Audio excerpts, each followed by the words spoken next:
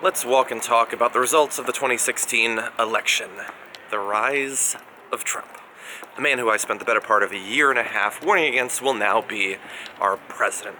I'm going to try to leave most of the "I told you so" out of the video, although it is a large part of what I'm feeling right now. I will say that I had expected that with the close of the election I would return to making videos for this channel. Once, the workload came down a little bit, I would do a video in response to who won, and yet, after election night, I found that I couldn't just immediately go back to making videos. I needed time to let it sink in, to start to think about what's likely to happen in this country, what the Democratic Party needs to do, what I need to do, what TYT needs to do, and that process is still ongoing, but that doesn't mean that I can't give you a little bit of an update along the way. And so I've been doing a lot of thinking about it, and much of it has been depressing, I'm not going to lie to you, but I do think that there are some reasons to be at least somewhat optimistic.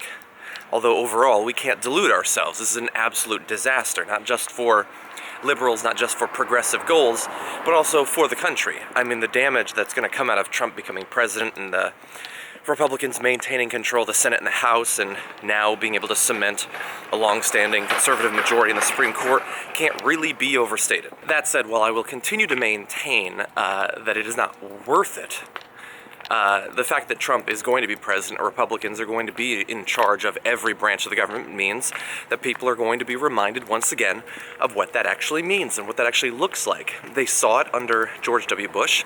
They know what it's like to have a Republican president, or they knew it back then, and they're about to be reminded, and it's not going to be pretty. And so while I would never have traded that for Trump becoming president, that is going to be something that we can count on in the near future. On a more personal level, I do have to admit that the results of the election have shaken my confidence in the American people, like at large, and individual American people. It's small consolation that, of course, Hillary Clinton won the popular vote, and her lead is increasing as this video is going out.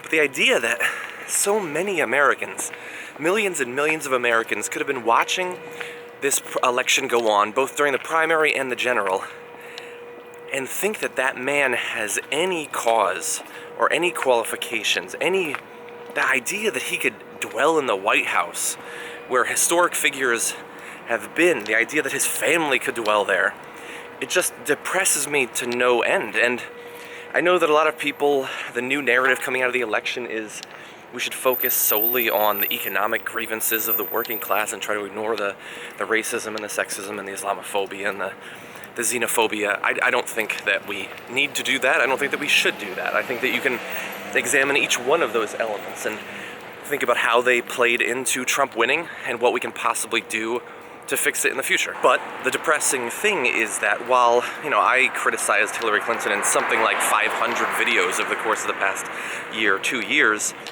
nothing about her campaign, although it is corrupt and status quo and all that, none of it seeks to reinforce hatred or suspicion or intolerance or any of that.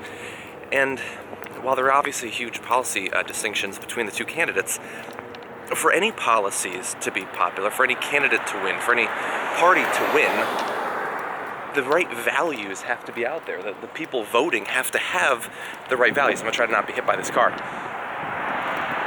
And to the extent that the hatred that we saw during this election, the hatred and intolerance and suspicion and all of that we see out there right now as the number of hate crimes continues to go up, if that sticks around, that is a depressing, sobering thought for the future of America. And look, I'm gonna admit this. It's difficult to do a video like this because I am still processing what's been going on, and I try to be more polished, obviously on the main show. In this, I'm trying to be a little bit more just open with how I feel, and how I feel is that I don't know exactly how I feel, and I don't know exactly what I'm going to do, and that's a process that I'm gonna have to work out, partially live on this channel, actually. But it does continue, and we need to buckle up for a very difficult, at least 4 years. It's going to be a difficult time, and a consequential time. And I really hope that after this election is done, that none of you out there feel so despondent, so depressed, so beaten down that you back off for even a moment, even a day. Because we're going to need every rational person, every right-thinking person, every person with the right ideology, the right the right values to take the country back now. And there will be more videos. Thanks for walking and talking with me.